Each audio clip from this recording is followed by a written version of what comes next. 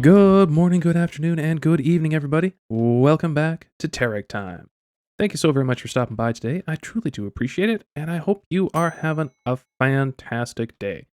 If not, maybe I can make it just that little bit better.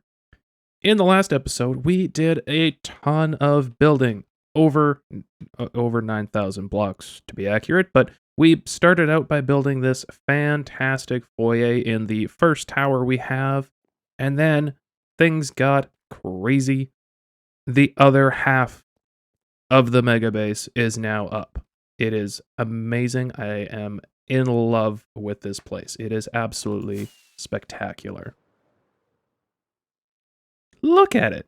It's just, oh, like there's so much work to be done, but it is looking oh so very good. In between episodes, I have been preparing a ton of copper up on the top here as well, so this is all in preparation for continuing the mega base. But I still need to work on a few other little side projects in the midterm. Mainly, I still need to get a solid source of XP.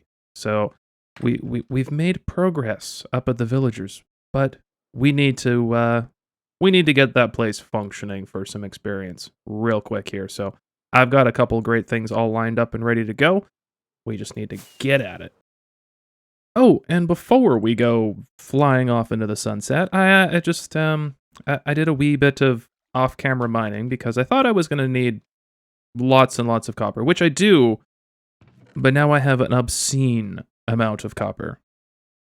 I'm very happy about this, meaning I don't have to worry about copper for quite some time. But then we also got a bunch of other resources, primarily granite. I've been burning through that lately. This was almost full of cobblestone, and I've been using it for, well, preparing for today's episode.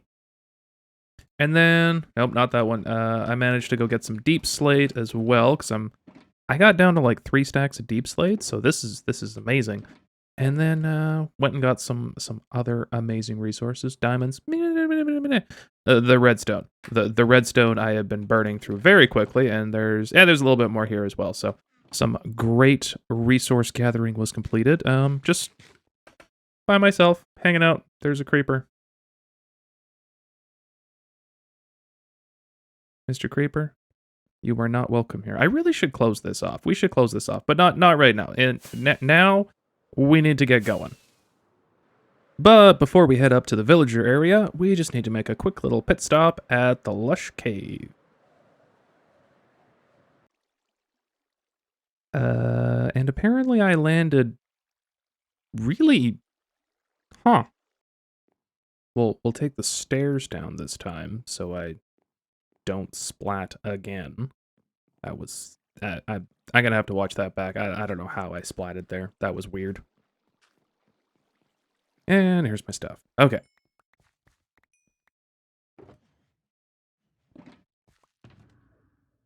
Alright, now that we are situated again, the reason we came here was to check out the little honeycomb farm we made in the last episode. I did manage to get a bunch of bees all bred up, so they're all happy and fancy in there, and then I did a wee little bit of an AFK session and got, well, it was 9 stacks, but I've used some of it already, but that's, beside the point. I don't remember what I used it for. Oh yes, I remember what I used it for. I can't show you yet. There's spoilers. And there's our fancy little soon-to-be insane village. And boy, do I have a whole lot of plans for this episode. So, hello there. First things first, I'm going to get an area kind of prepared. And unfortunately, that means that little house needs to be taken down. But it's okay. It's gonna be a bigger, fancier, prettier, productive. Yeah, it is productive house. So let me get a few things prepared here, and then let's kick off into the build. And that space is now nicely cleared out. Very, very minimal, rough terraforming job at the back, it's going to need a whole bunch more TLC because this kind of area here is going to be partially covered by the build, actually. So I'm going to now work on kind of getting the floor laid out so I kind of know where all my proportions are. And then we shall reveal... Bouncy, bouncy. What you doing back there? I see you. Causing trouble. Anyway, then we shall reveal the build, which you've probably quite honestly seen in the thumbnail because that's just kind of my style. But, you know, we're doing things. Alrighty, I have the floor plan all laid out and ready to go. And I am curious, does anybody actually know which one of these methods is the best for villager housing? This is triple layer carpet. And then I have also tried doing the magma blocks because in theory, villagers should not want to walk when they're on 3 layers of carpet. And they should not want to walk on here because, well, ow. But I'm really curious. If you know, let me know down in the comments. I'm really curious about that one. So, but we need to get going on the actual farm. But it's going to be just a little bit different than your conventional. It is a melon and pumpkin farm. But I have added my own little twist on it in a way, so let's get building that. There's nothing quite worse than forgetting that you're using bubble vators, but you forgot your soul sand. Okay, I am not smart enough to record this and build this at the same time. So let me just walk you through what's going on real quick. We have a minecart system that's going to be collecting all the drops from the melon and pumpkin farms that are going to be up above. That's going to be a fairly standard mango design? Nembo. One or the other. The people that play on Psycraft that are way smarter than me. Anyway. So minecart is going to be going swoopity swoop and around to the top, collecting all the stuff. It's going to come down here. It's going to go here and get offloaded here. All of the items are then going to get dropped into a water stream, which is going to take it over to here, bubble vatored up into a collection system here. Now, the tricky part is this little minecart system here, where it's going to come this way, bounce over this turn and get unloaded, but then as soon as it's unloaded, it's going to move back this way and take this corner going back into the bubble vator, going all the way up to the top to do everything again. Because rails are funny, this only works if you're facing south. They're on the left of the screen, south. That's just how rails work, I think. Anyway, this is how it works for me. So, now that this basic bit of redstone is put in, I am going to start working on getting a couple layers of a melon and pumpkin farm put together. And, I'll bring you back in when that's done, and this farm is functional, I guess. Hopefully.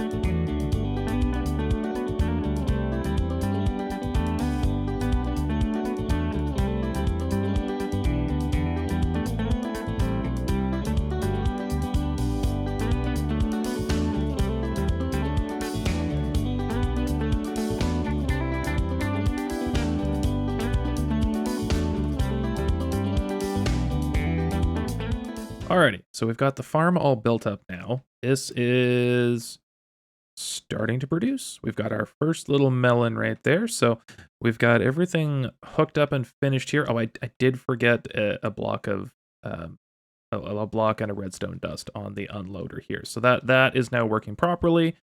So the test really is can the minecart do the loop? So let's find out. All the way up to the top, onto the rail. Gonna do the skadoodle all the way around, dropping. Uh-huh. Uh-huh.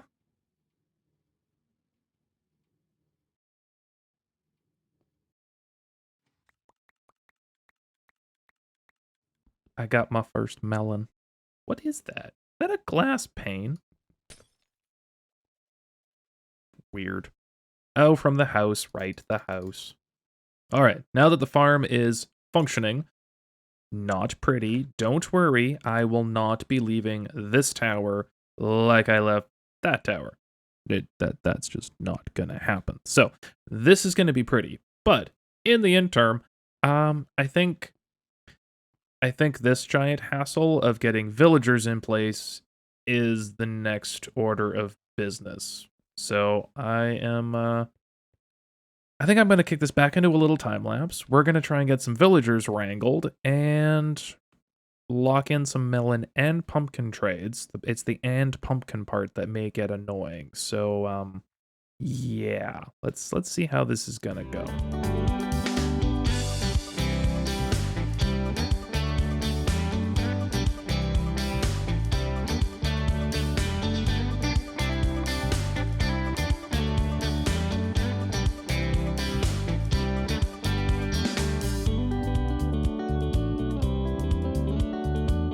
And there we go. 9 wonderful farmers, all teed up. Don't do that, don't do that, don't do that. Put it back. Okay.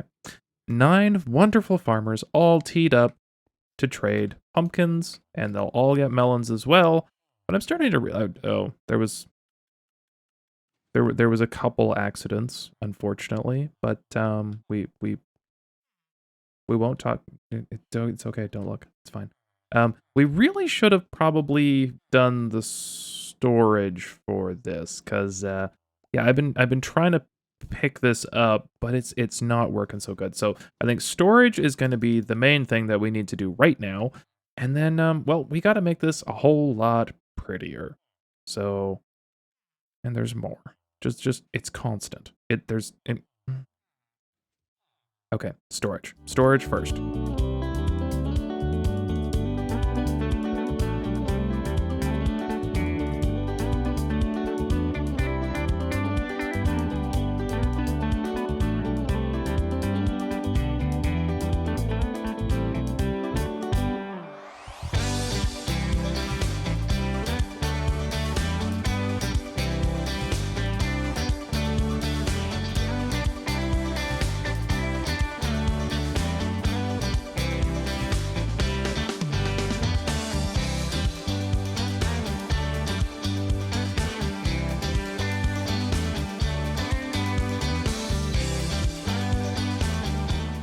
And with that, we have a fantastic looking melon and pumpkin farm and trading hall.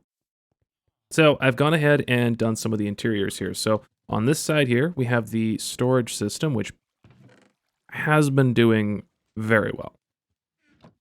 Not like crazy well, like it's not like I've AFK'd overnight here. So we've got storage, a little crafting table, some additional holding storage in here. And then on the other side here, we have all of our, hello. Hi. Anyway, we have our 9 farmer villagers all lined up and ready to go. I do need to start working on getting some trades done with these to level them up. And then we have some additional storage and whatnot as well. So, there we go.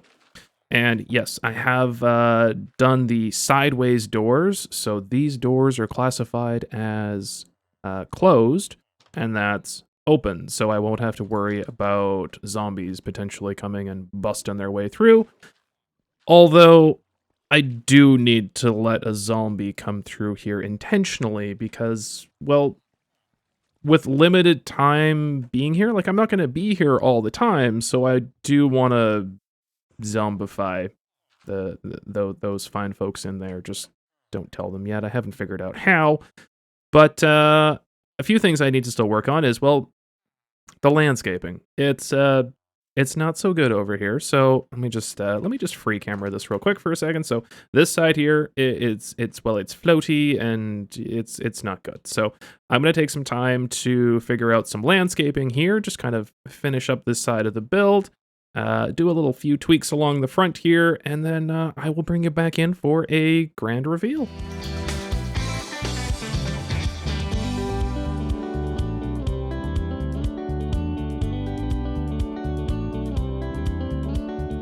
Alrighty, folks. I have been very hard at work, and definitely did not get carried away either. But yeah, this place looks nothing like it did before.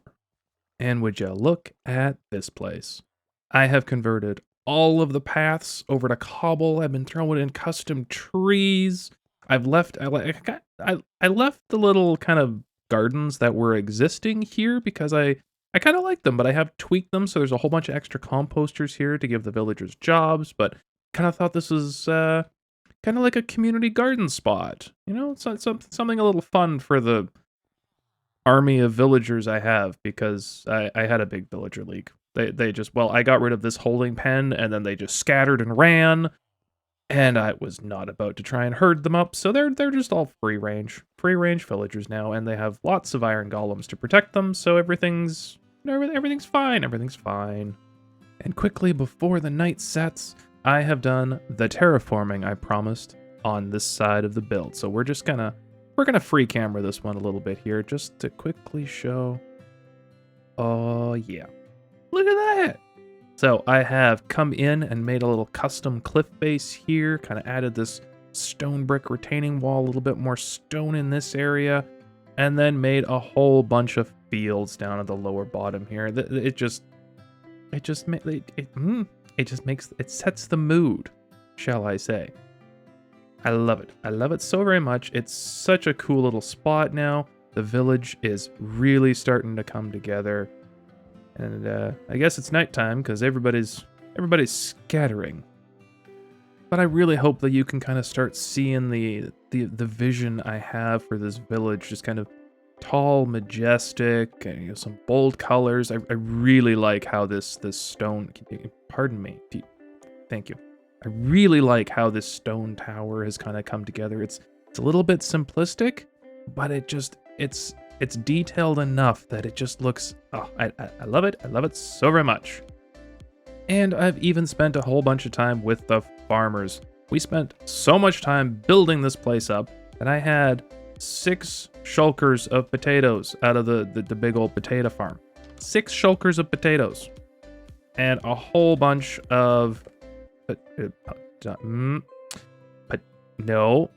pumpkins. Wow, I could not say pumpkins. Pumpkins and melons have been acquired. The trading has been happening. All of my stuff is repaired. And I thought that was my emeralds, but this is my emeralds. I got a lot of emeralds. It's fantastic. The emerald income is happening. It took a little while to get going, but it's happening. And now I just need to work on getting some masons set up. But that is for a future episode coming soon. But until next time, folks, thank you so very much for stopping by. I really appreciate it. If you've enjoyed this episode, hit that little like button. If you're new here, hit that little sub button. I truly would appreciate that. And until next time, folks, good morning, good afternoon, good evening, and good night.